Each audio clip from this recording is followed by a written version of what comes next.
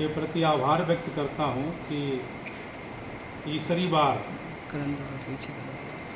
फिर से देश के प्रधानमंत्री आदरणीय मोदी जी सरकार बना रहे हैं।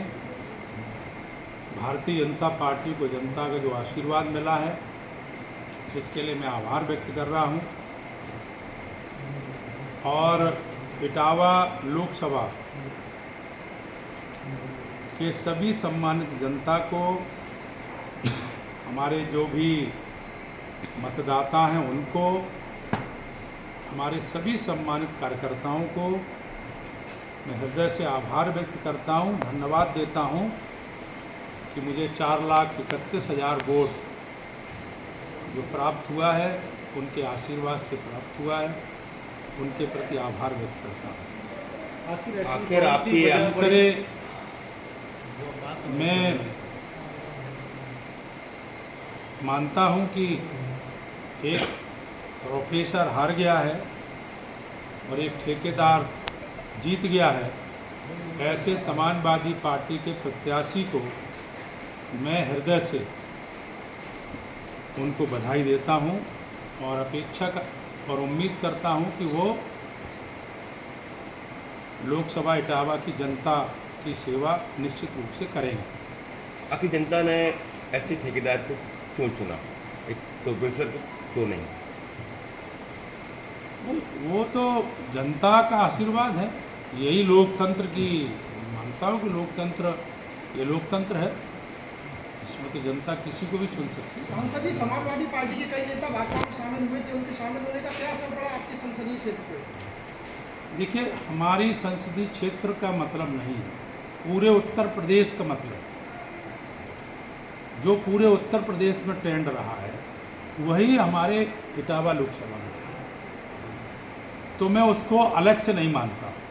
आप देखेंगे पूरे उत्तर प्रदेश का जो परिणाम रहा, उसी परिणाम को अलग से, यानी आप उत्तर प्रदेश की सीटों का मूल्यांकन करेंगे तो जो जीते हैं या हारे हैं, उन सीटों पर भी जिस तरह इटावा पर प्रभाव पड़ा है वैसे अन्य सीटों पर भी प्रभाव पड़ा है।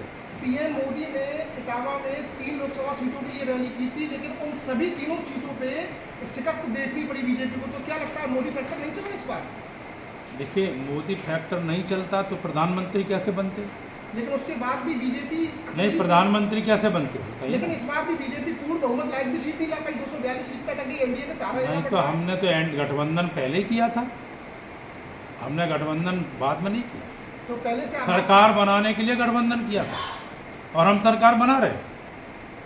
भाजपा कहती थी कि हम राम को अयोध्या में लेके आए हैं, लेकिन अयोध्या से ही राम ने बाहर बीजेपी को कर दिया। तो क्या लगता है, राम खुश नहीं है भाजपा से? नहीं, ये मैं नहीं मानता हूँ कि राम खुश नहीं है, लेकिन कहीं ना कहीं कोई ना कोई मैनेजमेंट के पार्ट पर कमी रही है जिसकी हम लोग बैठ के समीक्षा करेंगे। भाजपा पार्टी में इटावा में भी देखा गया है, सूत्रों की माने कई बार सुना गया, भाजपा पार्टी में इटावा इकाई में नेताओं में और कार्यकर्ताओं में फूट रही है।